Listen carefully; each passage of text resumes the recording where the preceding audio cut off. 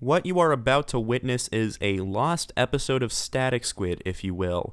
This was intended to be episode 8 of Static Squid back in season 0. The thing is, between this video and Back 4 Blood actually coming out, my opinions of the game changed drastically, and I feel like this video doesn't reflect my opinions of the game anymore at all. I was clearly just trying to be positive for, I don't know.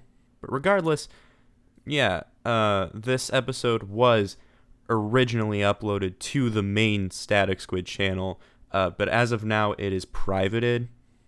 But here you get to see it today, a lost episode of Static Squid. Hey everyone, it's me, Squid. I was on vacation for the past week, so the topic we're going to be talking about is pretty untopical now. Although it's only been like 8 days, it's still untopical, so what's the point of talking about it? Anyway, I got across an item off my bucket list recently, and that's being a beta tester for a video game. Pretty excited. I've never beta tested a video game before. I may have played some early access titles, but I've never been a beta tester. I've never played a game that was specifically in beta. In 2020, Turtle Rock Studios and Warner Brothers Games announced that they were making a spiritual successor to the Left 4 Dead series called Back 4 Blood. The open beta for Back 4 Blood occurred between August 12th and August 16th, and I didn't get to play a single second of it. So, how did I become a beta tester? Well, you see, there was also a closed beta between August 5th and August 9th. I got to play from August 5th through August 8th, which was my birthday, and it was pretty fun. I enjoyed it heavily, and while I do have some criticisms of it, it's not like stuff that makes me go, no, I don't want to get this game, I don't want to play it when it comes out, because I do want to play it when it comes out. It was a fun experience. The thing is, though, it's not perfect. There was a player versus enemy campaign that was like 2 missions, and a player versus mode that I didn't get the chance to play, but I haven't been the biggest fan of Left 4 Dead's versus mode, so I only paid attention to the campaign, which was good. Again, it was great. So while I do have a lot of positives with this game, I'm going to go over the negatives first because I want to end this video off on a high note, because that is more fun than having people go, no, I don't want to play this because you listed the negatives last, and now I have a bad mood and bad impressions of this video game. My hair looks like the fucking Quake Ranger. I've been playing a lot of the Quake Remaster recently. I played like 5 hours over the past couple of days. It's fantastic.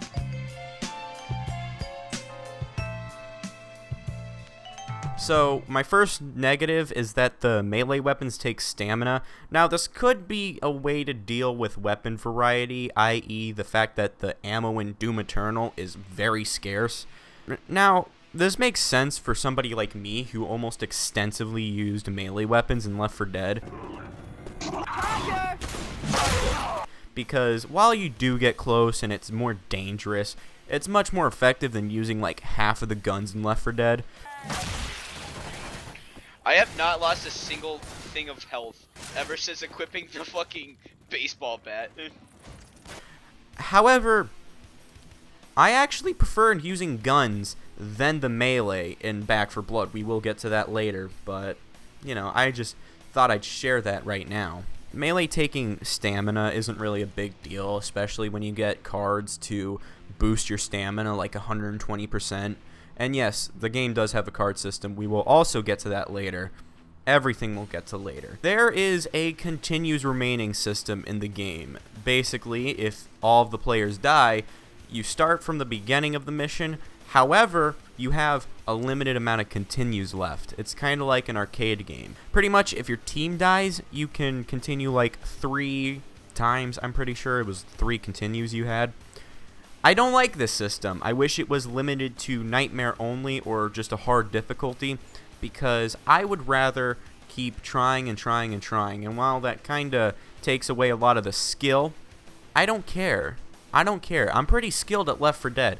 I would rather not have continues remaining than have continues remaining. At least on easier difficulties, that is. Speaking of the difficulties, I feel like the selection needs to be expanded upon. I do like the difficulties that are already there, that being Survivor, Veteran, and Nightmare. However, I feel like there should be difficulties in between Survivor and Veteran and Nightmare. I feel like it's too broad. I don't know. The lack of variety in the common ridden is very odd because, to me, it just seemed like it was the same model wearing different clothes. Now, obviously, I was too busy killing them, so I didn't really pay attention, but still. Performance-wise, the game doesn't run its best. I did find myself at 60 FPS regularly, but it does dip significantly in a big group of zombies. Some sections rely too much on escape rather than combat. While Left 4 Dead did have its fair share of escape moments, there was also a fair share of fighting and combat. I feel like some of the sections in Back 4 Blood, from what I played, relied too much on just getting from point A to point B without dying. Which, obviously, that's what Left 4 Dead is, but still, I would rather shoot things than just have to run. The only positive thing I remember about this kinda section is the ferry map, where you have to place bombs and then you have to exit the ferry before it blows up. The user interface seems a lot like CSGO. I don't know what it is. I haven't played CSGO in years, but it just feels very similar to that of CSGO. It lacks a lot of the same charm Left 4 Dead 2 has, and I really like the UI in Left 4 Dead 2. It fits pretty great. While the UI isn't a big issue, again, I would rather have a more stylized UI than just generic FPS UI, you know? The bot's AI or whatever feels like the same thing from the Source engine. However, they don't try to heal you when your health is like 3 points below max. They are still stupid, however. One of the bots actually killed themselves, like, right at the beginning of my first playthrough, which was funny, but at the same time, we were stuck without a bot until the next escape closet, or rescue closet, I forget what they're called.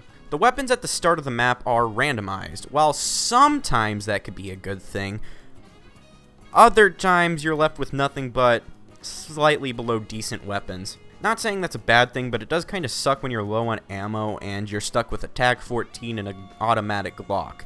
However, you can buy new weapons and ammo or whatever from these crates because there is an in-game currency that carries out throughout the whole mission, which is really great. I actually love this. It's amazing. Personally, this isn't a negative or positive, but instead of one ammo pile occasionally that gives you every type of ammo you need, ammo is actually separated. There's shotgun ammo, rifle ammo, and pistol/SMG ammo. They can be found all over the map in different types of boxes. I do like this system. It's a better way of ammo conservation, and it keeps you changing weapons all the time instead of just using shotguns, rifles, or pistols/SMGs. Boxes are actually scattered quite constantly throughout the map. There's also a character that drops ammo for every zombie that's killed, but it gets annoying when it's just a bunch of sniper ammo on the ground. I think this does highlight the teamwork aspect more and does require you to change weapon types more frequently, similar to the game design of Doom Eternal. Because the special ridden are organized into classes where they have similar abilities and appearances, it's very difficult to tell which ridden is which. However, the class is very easy to spot. A weird bug I encountered during this beta is that between every mission or whatever, you know, the individual maps, the names of the first and the second player are swapped, you know, so while I was playing as Holly the whole time and my friend was playing as Hoffman, it showed me playing as Hoffman and my friend playing as Holly. Those are a couple of the characters in the game. We'll get to that later. While I do like the new card system, I feel like it should go under a different name. It makes them harder to understand than if they were just called perks or abilities. I was personally very confused when I first saw them, so, you know, I feel like that should be changed. While they are cards, the name is kind of too vague, you know?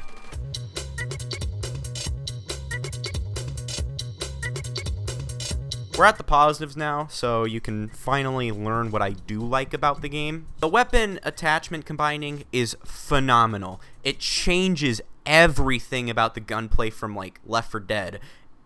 I love it so much. The customizability of the weapons, is just absolutely staggering. You can have a 357 Magnum with a scope, a stock, and an extended magazine. A 357 with an extended magazine. They don't even have magazines, but hey, you can do that in this game. While I was doubtful of the card system in the game, I eventually got used to it and adapted. It actually works quite well until you get to a point where you have nothing but stamina cards, so you increase your stamina by 120%. Something I've been dying for in Left 4 Dead is aiming and sprinting. You could do both in this game, and they work pretty well. You can even buy different sights and scopes for your weapons. The characters are very well written and thought out. I like how Hoffman is a crazy conspiracy theorist during the zombie apocalypse. Holly is my personal favorite character from what I've played. She's adorable, and I absolutely love her. A welcome addition is the character perks. Every character has their own traits and abilities that make them unique, like weapons and boosts. For example, Holly starts with a bat and has 20% more stamina than every other character. This guy right here kinda irritates me. I can't pronounce his name for the life of me, so I'm just gonna call him Evangelion, since that's the nearest thing I can think of. He made a joke that just didn't land well at all, and was like 2014 internet humor, and he was also the bot that killed himself within 5 minutes of my first playthrough.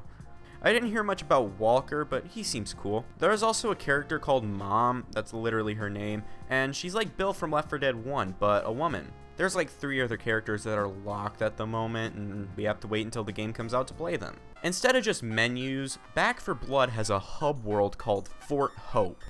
Fort Hope is really sick. It has a boxing ring and a bunch of characters you can interact with. It even has a shooting range. You can do target practice here, or you can even fight each other. I cannot wait for Back 4 Blood 3 Arena.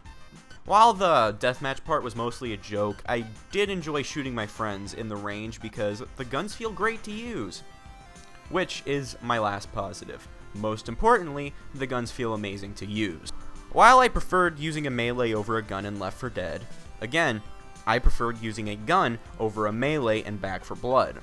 I actually love using the weapons here. Not only is the weapon variety much larger than Left 4 Dead, the attachments and just everything make the weapons a chef's kiss. I almost always go with a scope on every weapon. I'm such a big fan of scopes that I put them on other weapons in other video games. Satisfying weapons are a huge factor in if an FPS game is good or not. Back 4 Blood does not disappoint. My biggest gripe about the beta was the lack of content available, but obviously that's going to be fixed when the game eventually releases on October 12th. I just want so much more, and I cannot wait to play this when it comes out. I've seen a lot of people criticize this game for being very similar to Left 4 Dead. That's the whole point. This is pretty much supposed to be Left 4 Dead 3 since Valve doesn't want to make a third game in any series. I'd be very surprised if Valve named their next Half-Life game Half-Life 3. I'm really glad that this beta occurred, because not only did I just want to play some Back 4 Blood, but it shows that Turtle Rock and Warner Bros. Studios cares. Every game should get a beta like this. It's a good form of QA testing. The reasons that launches like Cyberpunk 2077 and Fallout 76 happen is because of the lack of quality assurance. They ship games that they think are perfectly fine when in reality they aren't. In fact, they don't even know what's wrong until it's too late. Yeah, Fallout 76 had a beta program, but that was literally only to stress test the game, not to, fix out the bugs and kinks within it. I'm just glad I gotta play this. Back 4 Blood seems very promising, and I recommend playing it around or when it releases. I'll definitely talk about the game in full around that time period or when I get the chance. What rating do I give Back 4 Blood? Well, my ratings are normally defined by if you can quickscope in the game or not. That's why my ratings for both Left 4 Dead games are 0. It's just not possible. Here. Hey! Help him!